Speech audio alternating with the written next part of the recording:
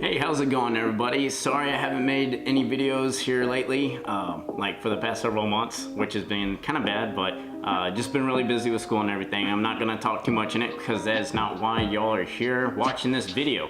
Y'all are here watching this video because I'm gonna be talking about the Canon 70-200 f2.8 L series lens. It's not gonna be like a very technical review or anything like that. I'm not gonna be like having charts or whatever, or oh look at the chromatic aberration or whatever. This is just gonna be how I personally feel about the lens with me using it and just taking photos with it just in general.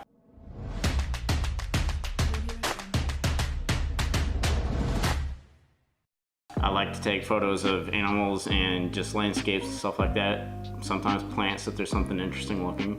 Freaking mushrooms, like look at this picture of this mushroom, it's freaking huge. I swear that thing was like a foot tall. Yeah, so I'm a wildlife photographer, so I need something with some range. I didn't really want something that was like 100 to 300 millimeter because the f-stop on that is only like a 4 or something, so it wasn't too terribly fast of a lens, like it didn't have a very large aperture, which if I'm in wooded areas, because in Arkansas where I live, the woods get very thick, and especially during the summer, early fall, spring, it can get pretty dark in the woods, so I need something that has a pretty wide aperture. So that's why I decided on the 70-200 f2.8 L series lens. Now, if I'm not mistaken, this is the first L series 70-200 that Canon came out with, and because of that, it is very bare bones. It is just all that you got on here is your autofocus, which you have two options for your autofocus. You have a 1.5 meter to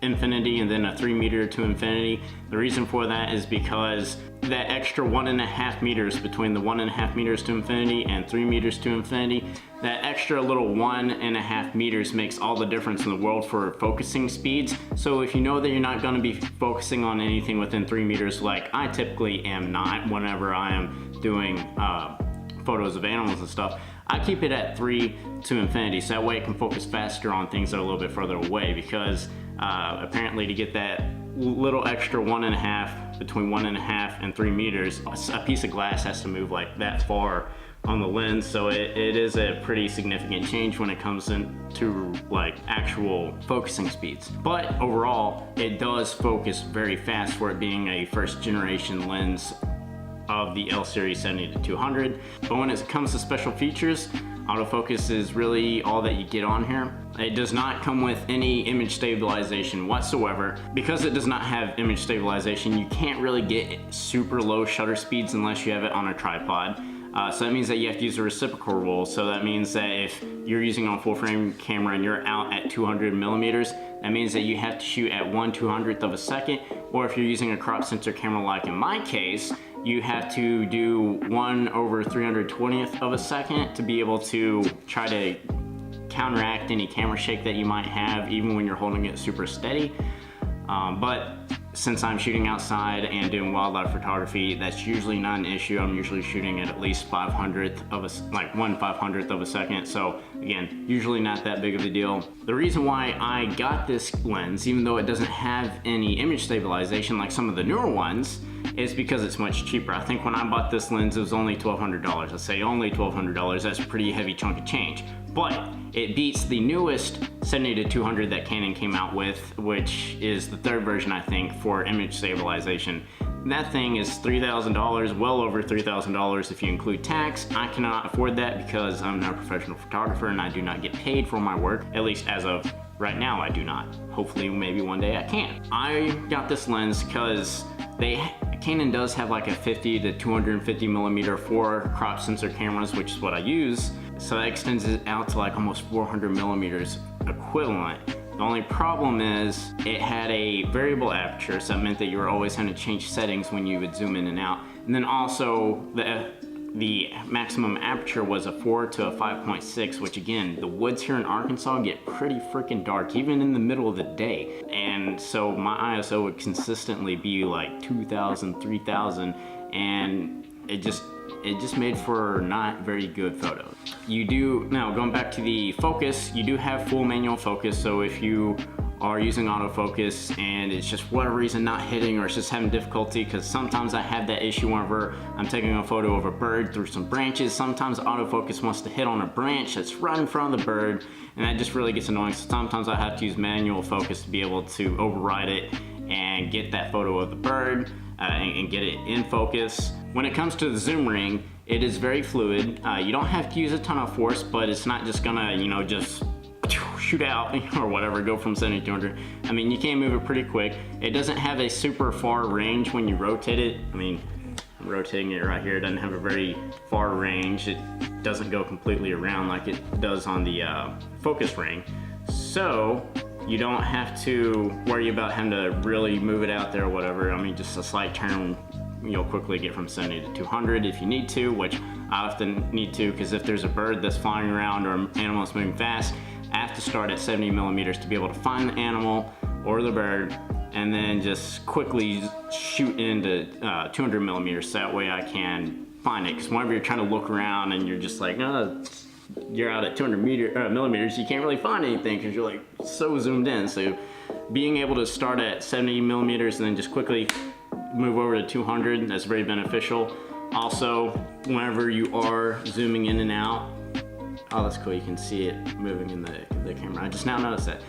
But whenever it is zooming in and out, the element is inside the front lens, so that way you don't have to worry about it protruding and scooting and knocking or whatever, or it falling down whenever you're holding it like that. Really, the photo, like the picture quality for this lens is very good, even though it's the first generation. Probably the only thing that you will have problems with on this lens compared to some of the newer ones is that it won't handle chromatic aberration as well.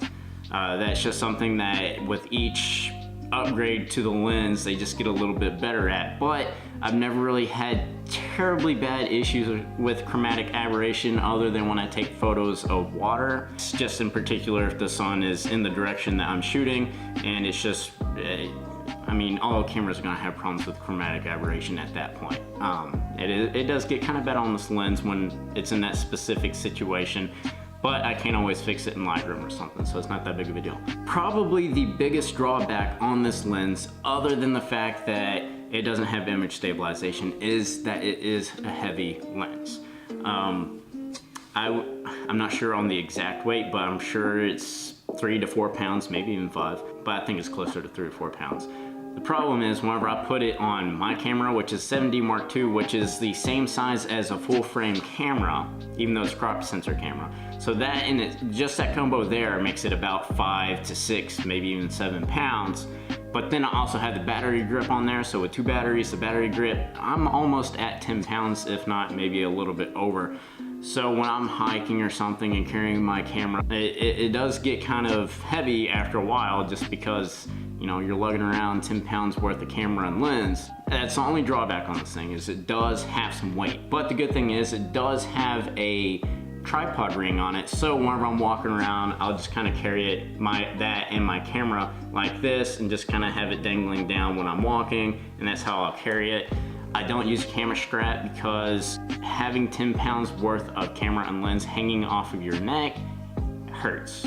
And I have to go to, I've actually been going to the chiropractor because my neck is pretty bad. It's like, there's almost perfectly straight. So last thing I want is freaking weight hanging on my neck because it already hurts bad enough. But that's just some information for you, is if you have a lens like this, you may actually just want to be carrying your camera instead of just having it dangling from your neck, because not only does it hurt after a while, but 10 pounds flopping around is kind of annoying. It's always whacking you and stuff since it is a long lens. Really, the weight is the only big drawback, but I work out, so it's really not that big of an issue for me. It's just I do have to constantly swap hands that's holding that in my camera. If you look at some of the photos that I've taken with this lens, I think it kind of speaks for itself on the quality, on how well this lens is and how well the photos are that come out when you have this lens and a good camera and you know what you're doing. I'll just show some of my favorite shots I've gotten with this lens, like maybe just 5, so that way you can just get some examples. And then, so, you know, if you want to just pause the video, take a little bit longer look at the photo, and I don't know, do whatever you want with it, just feel free to.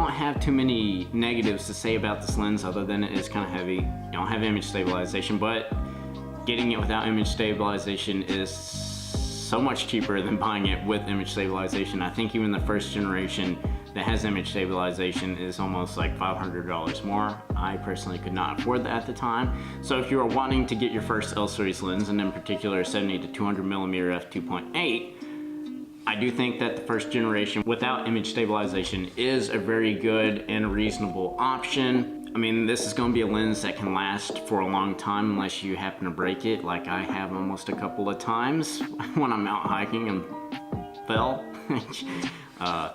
Because I'd rather break an arm or something than break this lens.